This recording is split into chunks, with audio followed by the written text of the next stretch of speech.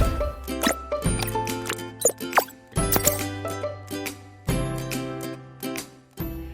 everyone. Hi Korea Daily, 중앙일보. I'm so excited to be here today. My name is Jenny Wheatley. I'm from the Admission Masters, as you can see on this side. And I am going to be giving a lot of really awesome information today. So please stay tuned. 안녕하세요. Without further ado, let's dive right into what I want to be talking with you guys about today, which is what selective colleges want. So a lot of people have been wondering, and I've been doing a lot of seminars, and I feel like one of the biggest things that students are still confused about, that they're still not 100% sure about what to do throughout their high school journey, is to really talk about what it is that college admissions wants, right? So what is it that they're looking for in their applicants? What do I have to do throughout high school? How do I make sure that I am competitive? I'm a competitive applicant. And all of those things are really important. So I really want to dive into that today. So not only am I going to give you strategies, but I'm also going to tell you by grade level. 오늘의 저희 세미나 토픽은 이제 입학 사정관들이 학생에 대해서 뭐를 원하는지, 과연 뭐를 보고 있는지 그런 거에 대해서 많은 분들이 궁금하셔서 제가 그거를 얘기를 할 거고요. 이제 케이스 스터디 통으로 저희 학생들의 그 지원서를 보면서 제가 좀 스트래티지를 몇 가지를 포인트를 해줄 거예요. So we're going to get started. Again, it's about what selective colleges want. So even UCs go into this field because UCs are quite competitive and very selective.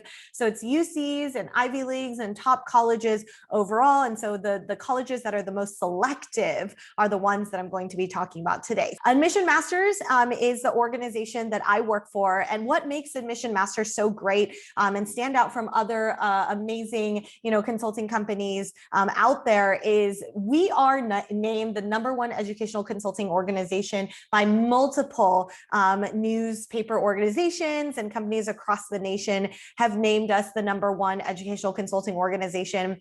We have former admission officers from universities across the nation. So if you wanted, someone to give you very candid, honest feedback and personalized feedback, I would say that we probably have the most accurate information because we have staff members who are former admission officers from universities all over the nation, from the UCs to private schools to Ivy Leagues to Stanford and Yale and Harvard, but as well as the UC system as well. And then other colleges like USC and Boston College, Boston University, Northeastern, right? We have admission officers from all over kind of different colleges across the United States. So it's really awesome to be working with someone who has the experience, who has the knowledge. So that's what I would say makes us really stand out. We are the leader in boarding school and college admission. So we have a very high success rate compared to maybe other organizations. So we are the leader in those admissions. We do offer a team approach. And so a lot of other organizations might do one-on-one and you just work with one particular counselor. But for us, we believe in the idea of a team approach. A couple of reasons for that, because realistically, when your application goes into admissions, it is looked at by multiple people, right? It's not just one person that looks at your application. Actually, multiple people look at your applications, and we want to replicate that. We want to make it very similar to what it's like in the real college admissions scenario. And so we want to replicate that as much as possible. So we do a team approach because we want multiple opinions. We have people who have very specific experiences. Maybe they were engineers or they researched in different fields. Maybe they're writers, they're published authors, maybe they've done business, right? And so we have counselors from a lot of different fields. I think it's really important to get specific, personalized feedback from those myriad and diverse counselors. And so that's kind of what sets us apart. And as you can see, we have a QR code. So you can check on that QR code. You'll see our YouTube channel, our podcast, our free newsletter subscription where you can get a lot of information and a place to sign up for a free consultation and a free meeting. All right. So again, there are things, very specific things in my experiences with college admissions and just helping students in general. And I've narrowed that down into 4 categories, right? And so of course, many of you guys already know, the academics, right? Like everybody says you have to have good grades and all of these things, but I narrowed this down to 4 qualities that selective colleges specifically want in their applicants, right? You guys have a lot of questions about like, well, why does, this college choose this student, but they didn't choose this perfect straight A valedictorian. I thought that this person would go to, Harvard, but they didn't end up going to Harvard. Like, what happened? And I get this question a lot from both students and parents. I want to kind of dive into that just a little bit so you guys have an understanding of why that happens. But also, here are the 4 qualities that selective colleges specifically want. And what I'm going to do after I explain the qualities to you is we're going to go through each and every case study. We're going to go into the application of my students, those that got accepted into some of these top tier colleges, and figure out how did they show these qualities on their application? Because I think that's really important, right? You can say, Jenny, I am a compassionate leader. Jenny, I am resilient and dedicated, right? But how do you show that on your application?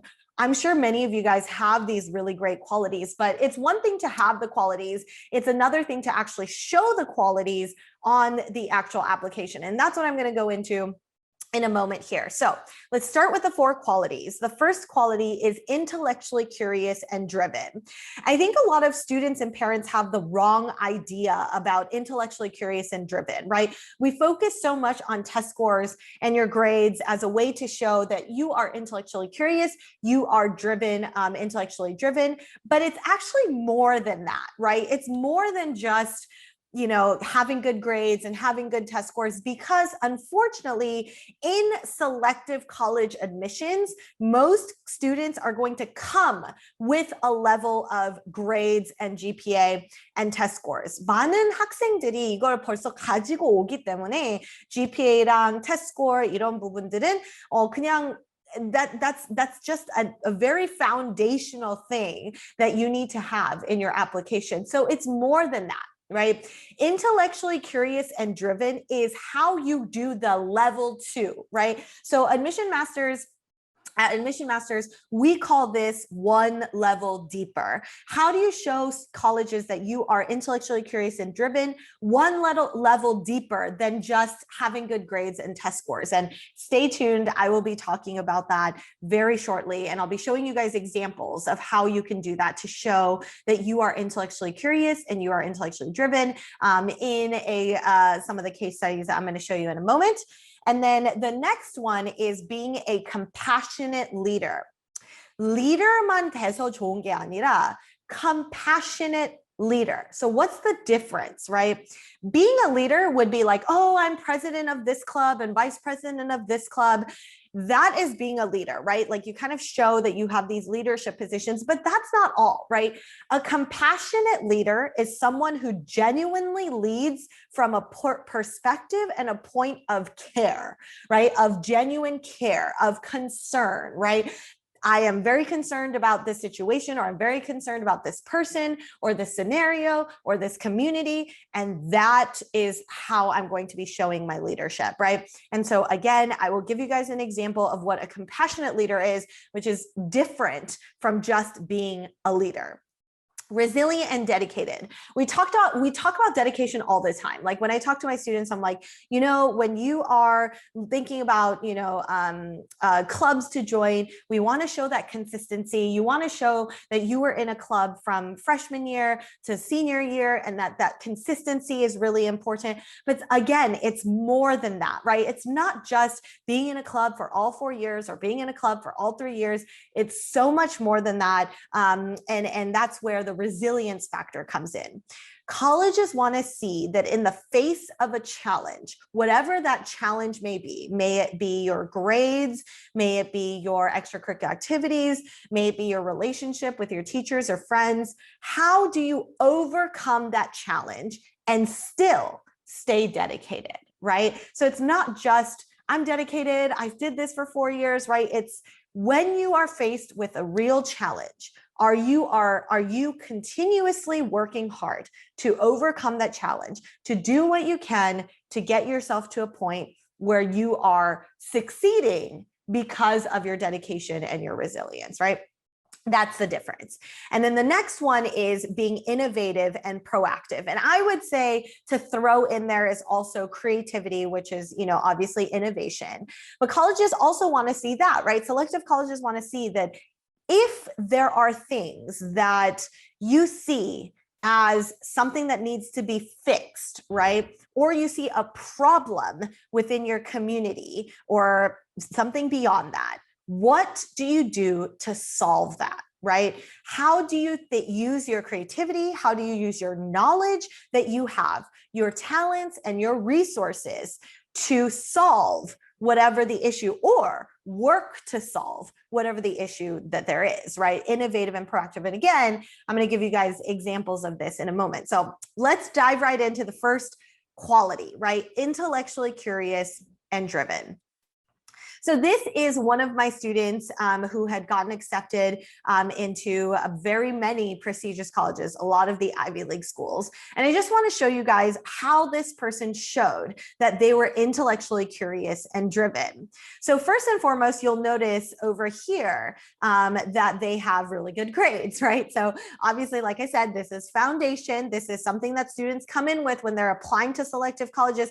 They already have the grades. They already have, the test scores and the ranking and all of that. So as you can see right here, you'll see that this person was #1 of 600 students at their school, and their GPA was a 4.5 out of 4 average weighted GPA, right? Cumulative. And so it'll show you right off the bat, straight, the student has good grades. They are very intellectually driven. They're obviously doing and excelling very well in school. Now, what else did they do? The other thing that they did for this student is to take classes outside of their high school. Now, the student already went to a very prestigious high school. They went to a high school where there are a lot of intellectually driven students anyway, students who are already getting good grades. The school tends to have a lot of AP classes available for students as well. So obviously the student has already kind of shown their intellectual capability, but the student was very passionate about math and science. And so because their high school didn't offer, higher level math classes, like maybe multivariable calculus or linear algebra, and this school didn't offer a higher level science course that the student really wanted to take, they sought other classes outside of high school. So they took classes at Stanford University as part of their high school program. And then they took classes at CTY Johns Hopkins. And for those of you who don't know, Stanford and Hopkins both have these high school programs. For Johns Hopkins, they have a CTY program where you can take classes online, self-paced or live, for any classes that you want credit for particularly. And then Stanford has that as well for their online high school. So there's options that students have, right? These are just two of the very many options that students can take advantage of. But the point is, right, the student here took classes at their high school, already did really well in their AP classes, and took all of the AP classes that were available at their high school. And the high school didn't have more classes that the student wanted to take, which led them to taking more classes outside of school. So that is where you can show intellectually driven and curious, is this area where you're able to show college admissions that, hey, I already excelled in my classes in high school. I wanted to do more. I wanted to show what else I can do. And I was driven and curious because I wanted to learn more. And there wasn't more that I could do at my high school. So I took more classes at these colleges as well. And that is what I mean by intellectually curious and driven, is to go beyond, right? Don't just go beyond from the beginning. You have to take classes at your high school first. And then whatever classes that you weren't able to take because of your schedule, or because you have taken all of the classes available, AP classes and higher level classes available at your high school, then you should show your intellectual curiosity and your desire to learn more by taking additional courses outside of your high school.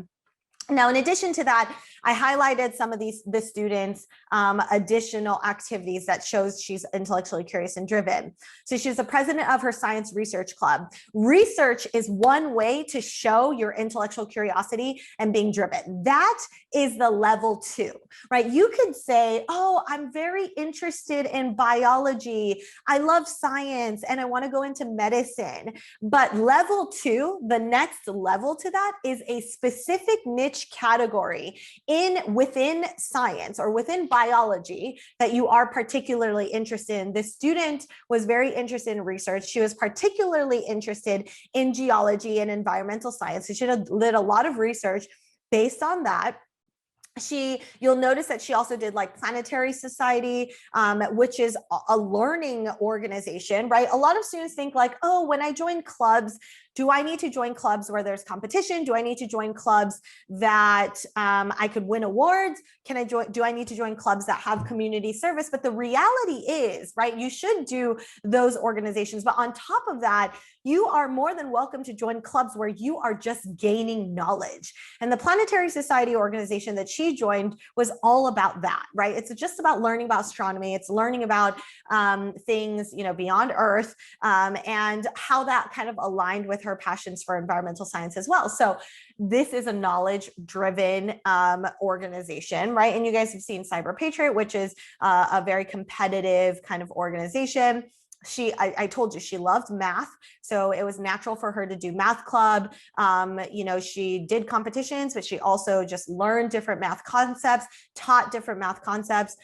She did a bunch of research internships at UCLA. Again, research is a way to show that you are intellectually curious and driven. And she was also part of the Super Science Engineering Club, where she, again, dove into a lot of different sustainable related engineering opportunities at her school. To show this continuous desire to learn, right? Some of the colleges like Stanford and Yale, they have an essay in their application that says, tell us about a time where you were very excited to learn, right? Tell us about a time where you were so curious that you were so excited to learn, right? And that whenever colleges have essays like that, that means they really value students who are intellectually curious and driven. So again, it's really important that you keep this in mind for a student who is a freshman or sophomore, even junior right now, going into your senior year next year. It's really important to show your level of curiosity, this idea that, man, learning is so fun, right? I just want to learn more. I want to gain more knowledge, is something that you really want to show and that selective colleges see. All right, number 2 characteristic that selective colleges look for is compassionate leader. And I told you guys this earlier, there's a difference between just being a leader and someone who is a compassionate leader, right? Someone who cares about their community or cares about something so much that they have to lead so that they can solve that or help solve it. So this student was very passionate about Model United Nations. The student was majoring in political science and international relations. And so like President Captain, yeah, you're like, wait, Jenny, how does that even show compassionate leader? Well, the student didn't have a Model United Nations at their high school. So they created a Model United Nations for Orange County students who did not have Model United Nations at their school. So that's why it's the OC Club Model United Nations. And this is for students that do not have MUN on campus. And so he wanted to create an opportunity where he's like, well, I love Model United Nations. I wish other people who had this passion or want to explore it, but they don't have the opportunity to do it at their high school, could explore it outside of their high school. So that makes him a compassionate leader. It's not just being a president or captain. It's the fact that he created an organization for students who are very interested in Model United Nations that don't have access to it at their high school. He was the president of the nonprofit organization Global Youth Mission, who is our sister organization as well. And he spent a lot of time developing community service projects, right? You can be a president of a community service organization. I'm sure you guys have heard many like Key Club and Interact, but beyond that, right? as the president of those community service organizations, what did you do to make a difference in your community? It's not just like, I have so many presidents of community service organizations that are like, oh, I logged in hours, or like I told them a list of volunteer things that they can do. But that's a difference between a compassionate leader and just being a leader. That was your responsibility as a president of Key Club or Interact, to take down volunteer hours and to find volunteer opportunities for students. But what makes a difference from that type of leader to a compassionate leader is this student in particular specifically created service projects that were based around things that he was really passionate about, and the members of his organization was really passionate about as well. So they brainstormed ideas of like, okay, what service projects that can we do? What was the issue that we need to work on? And one of the things that he had during his time, obviously due to COVID, he wanted to kind of figure out opportunities where people can still feel very connected. So he created different opportunities of like virtual mentorship and virtual kind of events where people can come together and build a community and camaraderie, even during COVID, where people had to be separated. Link Crew. So a lot of you guys might also have Link Crew at your high schools where you help underclassmen, right? You're a junior or senior and you help underclassmen kind of acclimate into your high school community and into your high school in general, right? High school culture. Now, a lot of my students, again, I asked them, hey, what did you do as part of Link Crew? What did you do, as a Link Crew leader? And a lot of them are like, oh, I haven't really met with my freshmen yet, or I only met them during orientation or something like that. It's like very limited in terms of what they did. But what this student did was part of it was a coordinator. And what he did was create larger events on campus where Link Crew leaders and underclassmen could meet. So they had like Link Crew luncheons where, the Link Crew leader had lunches or like had designated lunchtime with their underclassmen. They also had like Link Crew Fridays where, the Link Crew leader would take their Link Crew underclassmen and their group to have like after school activity, or like go and eat ice cream together and things like that. So they embedded activities for Link Crew leaders to have with underclassmen. So really it's that type of action that's going to set you apart from just a regular leader. He also created a program on campus called Patriots for Progress. Basically, it's similar, but they focus on academics.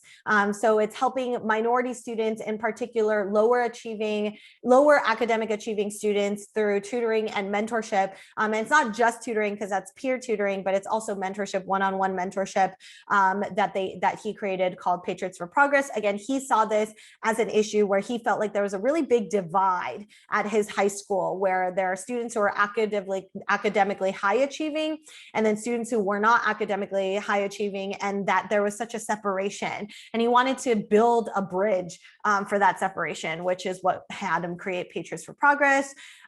Being an immigrant himself and how hard it was for his family to get their citizenship or their green card, he worked at the Catholic Charities of Orange County Immigration Department. He tutored and helped immigrants pass their green card interviews or assessments that they needed to take for citizenship or for their green card. So he was really passionate about that because he knew how hard it was. He also could speak Spanish, so he really wanted to help Spanish speaking families and people who needed help with the test and things of that nature, the interviews. He was the student board member of the Tustin Unified School District, and as that, he really fought for a lot of different types of things for the Tustin Unified School District at large. He would go to district meetings and he would kind of speak up for the students at his school and in his district about what the students needed, getting more budget for testing, preparation, free SAT classes for students at his school, things of that nature. And the last thing he was really passionate about was the housing affordability crisis due to the increased level of homelessness just in Los Angeles. And so he wrote a bill and he did a lot of research to help with the housing affordability crisis in Los Angeles County, finding different types of solutions that he submitted to city officials to try to get that bill crossed. And so again, this is what I mean by a compassionate leader, right? It's people who find a problem or find a situation within their community that they want to solve, and then they use their talents and their strengths, right, to solve those issues within their community. And this is exactly what the student did, and this is what separates a compassionate leader to just a leader. The third quality is resilient and dedicated, and I'm going to talk about Jessica Park. And I just want to mention really quickly that these names are, I made them anonymous. So I either changed their first name or their last name so that they can remain anonymous. But anyways, we'll talk about Jessica Park. So how did Jessica Park show that she was resilient and dedicated starting from 9th grade to 12th grade? And so in 9th grade, when Jessica and I first started meeting and talking, we found very quickly that she had a passion for computer science. She took AP Computer Science her freshman year at her high school, and she was just like, Jenny, I love it. It's so fun. I want to figure out what else I can do with coding and computer science. And I was like, Jessica, this is perfect. Let's try to expand on this passion a little bit more. And so after more conversations, we decided, hey, why don't we try Cyber Patriots? Because Cyber Patriots is a very different side of computer science, right? Computer science is very broad. You guys might think that computer science is just coding, but it's actually not. There's a lot to computer science, right? Which leads to computer engineering. There's app development, which is a whole different type of coding, right? And so there's a lot of different things. So I wanted her to try Cyber Patriots because she did say one of the things she loved about computer science was the collaboration that she did with her classmates during her class when they did different projects. And so I was like, great, let's do Cyber Patriots. Fell in love with Cyber Patriots, really, really enjoyed it. Continued Cyber Patriots all throughout her high school career, ended up becoming the captain of her Cyber Patriots team in her senior year. But then I was like, okay, if you like Cyber Patriots, let's try to make an app, because like that's the new thing, creating an app. And so we had her try out for the Congressional Application Challenge.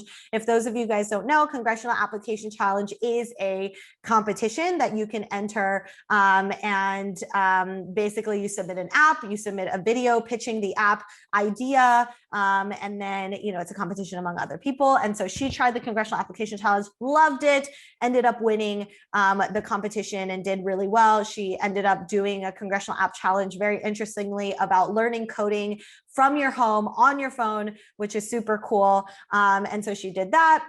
And then in 11th grade, she was like, we were talking about Cyber Patriots and Congressional App Challenge. And, I told Jessica, one of the things that we really should do when you learn something, when you have knowledge and when you have passion about, some sort of concept or content, one of the things you want to do is how you can apply that to real life, right? And so Cyber Patriots is one way that you can do that, is because, people actually have a job that hack different systems or protect systems from hackers and things like that. And so I wanted her to explore a different side of computer science where she's using computer science and data to solve some sort of research or help some sort of research happen. And so UCSB RMP is a research mentorship program. And it's a summer program, by the way, for any student who's interested in doing some sort of research. And you can choose the type of research you want to do. And you work with a mentor, a grad student, and professor, and a group of other people on that research project. And so we use coding to be able to translate that into UCSB RMP. Now, as all of this was happening, obviously we want to talk about the resilience and dedication. Things were not always easy for Jessica. There were definitely moments when we explored computer science where she's like, Jenny, I don't know if this is something that I want to continue to pursue. And that's why you can tell she tried so many different types of computer science, right? From Cyber Patriots to the application to doing research, because there were moments in our conversation and different activities that she did, where she just felt like, you know, computer science may not be something she wanted to do. For example, robotics, right? She had to do some coding and some building for robotics, and she just really didn't enjoy that part of it. But she stayed resilient, and she's like, you know what, but I really love the foundations of computer science, which is why we continue to kind of try different areas. Anyway, that leads into, because she had such a good experience with coding, she decided to develop a coding curriculum for the Boys and Girls Club, where she had the opportunity to teach coding to underprivileged youth as well, which I thought was really, really cool. And then she did compete in USACO and ended up getting gold as she led into her senior year. And then she went to a hackathon competition as part of Cyber Patriots and ended up getting first place in state. So again, a lot of this just kind of shows, and the reason I want to show the dedication is that, you know, she started with AP Computer Science, explored different areas of computer science, and then ultimately found the areas that she was really passionate about, stayed dedicated to that passion, and was really resilient throughout, even when she had some challenges, even when she found that she wasn't very excited about certain aspects of computer science, she found the things that she ended up being really passionate about within computer science. And I think that that is valuable, right? And that's what colleges want to see as well. Okay, and the last one that I really wanted to show you is innovative and proactive. And for this one, I wanted to give you 4 students examples of how they were innovative and proactive. And I'll kind of go through this very briefly. So example number 1. One of my students lives in downtown Los Angeles. And as I mentioned earlier with one of my other students who worked on the housing affordability crisis, this is a different student, by the way, he also saw that homeless people were not getting the support that they needed. We talk about housing affordability, we talk about funding, you know, and helping homeless people, but really one of the things that he felt like he really wanted to do was help homeless people find independence, right? To be like, hey, I no longer have to depend on this or that to find housing. I want to find independence, and they just need the support to do that. And so one of the things that he did was to create a campaign that helped homeless people find jobs. And so he went around and tried to talk to a bunch of local organizations and businesses that would hire just homeless people to do different jobs within their company or organization.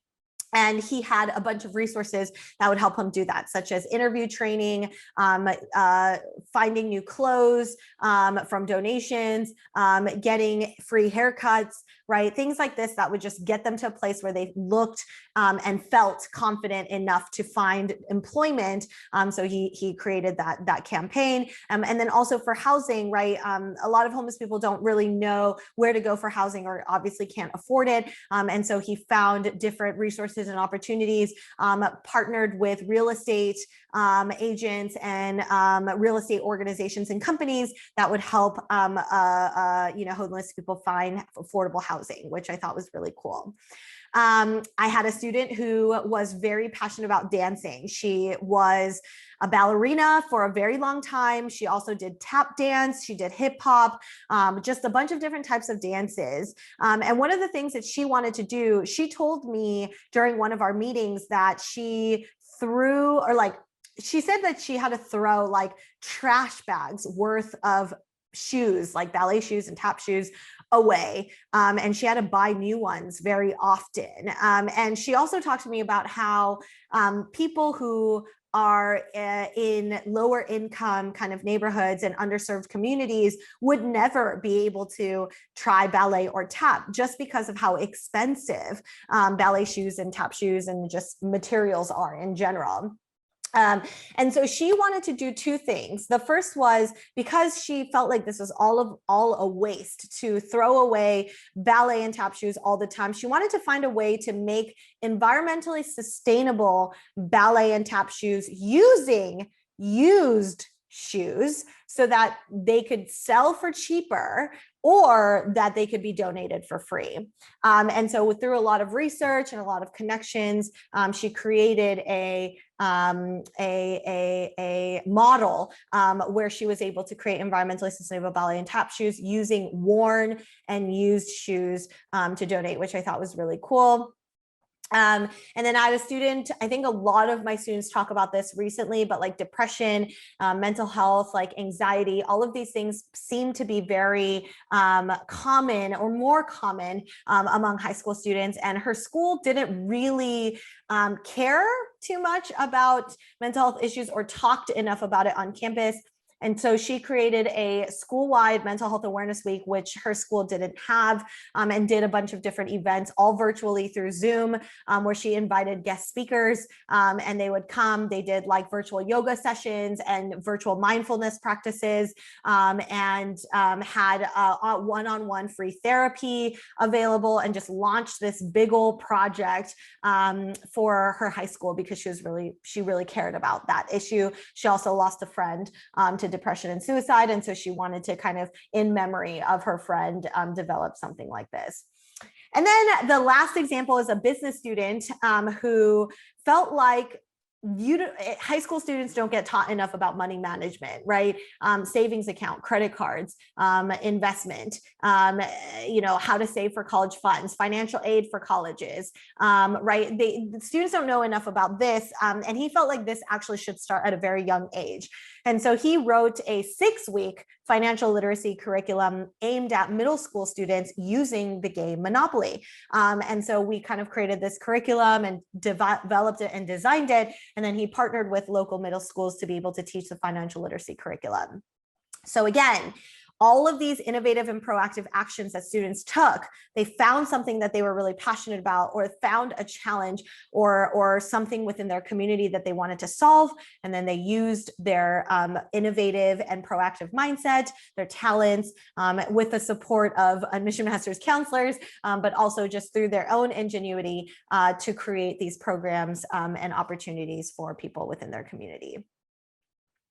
All right, so the one thing that I wanted to kind of highlight was a student that got accepted to Harvard. And I wanted to kind of show you guys what got this student into Harvard as we reviewed her application.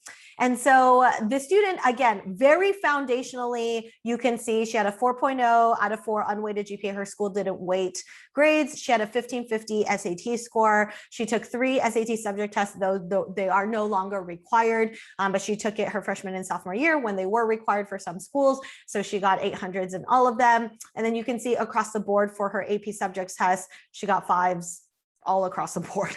And so I don't think, honestly, that you need this extent, right? Like she got a 1550 on her SAT, but if you got you had no subject test, totally fine. And AP subjects, you got 5s and 4s, maybe even like 1 3 or 2 3s, like you're still okay. But I just want to show you and let you know that this is the level of applicant academically that apply to Ivy League schools and top tier universities. So I want to kind of just show you that. Okay, so what got her into Harvard?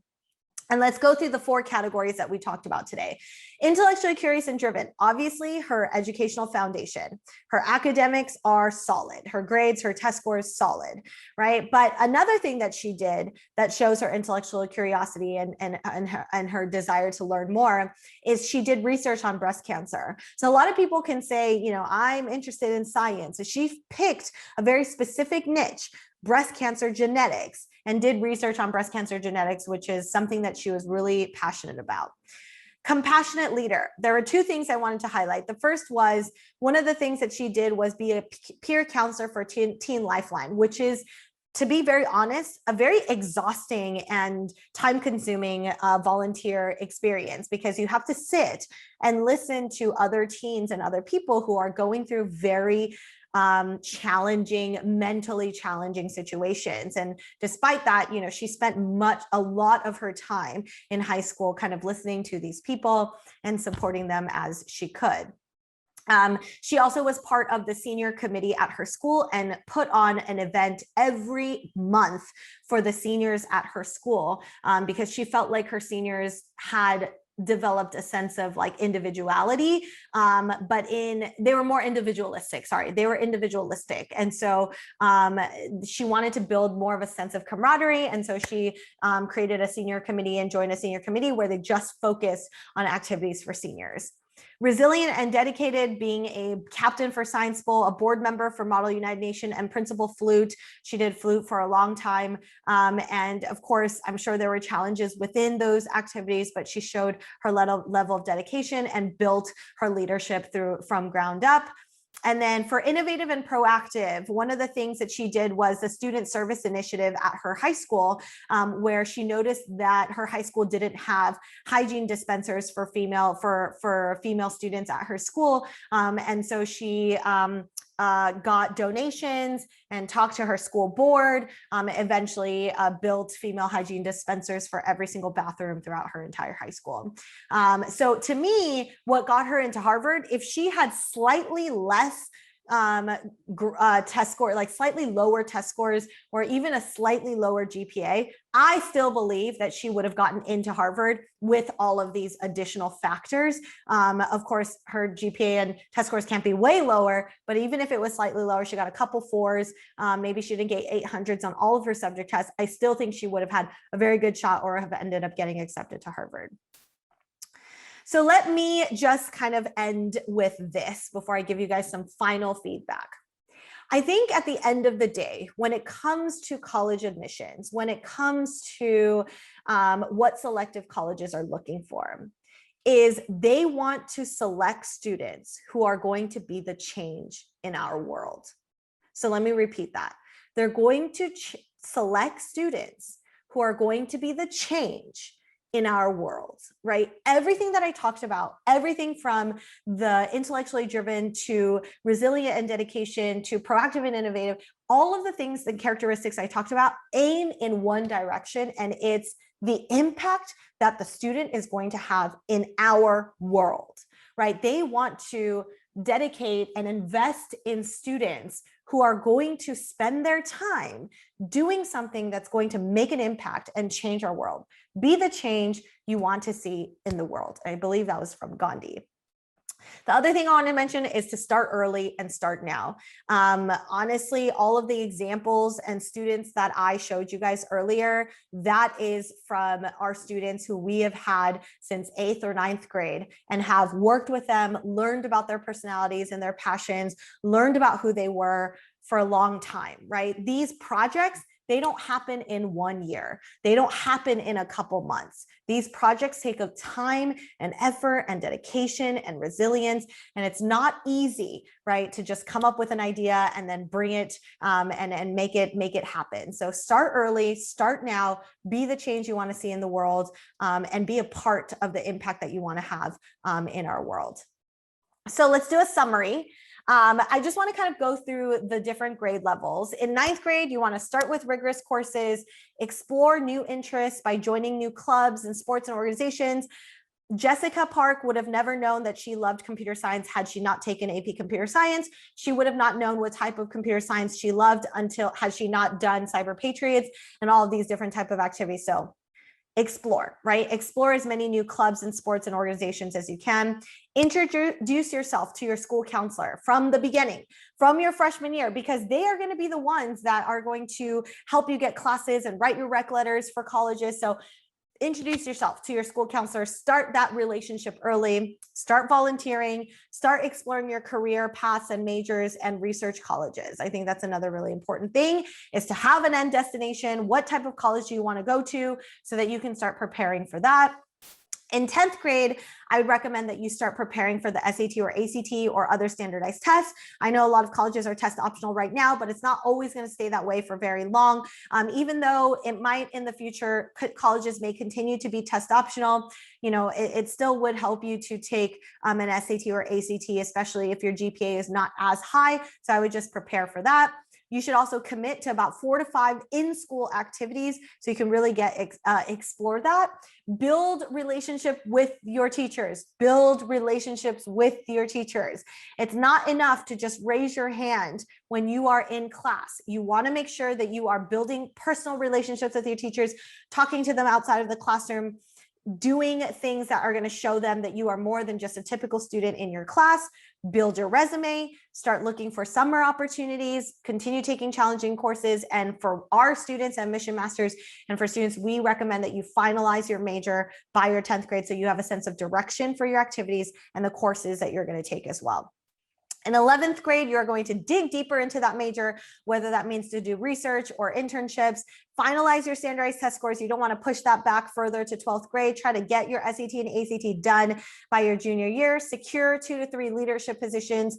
Build your college list at that point. Rec letters and college tours. I can't begin to tell you how important it is to do information sessions and college tours. In 12th grade, attend college fairs and information sessions, strengthen any last minute weaknesses that you have, work on your college applications and essays, obviously, continue taking challenging courses and improving leadership positions and showcasing your uniqueness and color. At Admission Masters, we help every step of the way. Everything from 9th grade to 12th grade that you see here, every single step of the way that we are there with you as your partner, as your mentor, as your counselor. And so if you are lost in any of these areas, it could make it harder for you to develop your journey. So again, start early, start now, start planning on that 4-year journey or even 3 or 2-year high school journey. All right, so if you have questions, because this is pre-recorded, please feel free to contact us at 855-466-2783, 855-466-2783.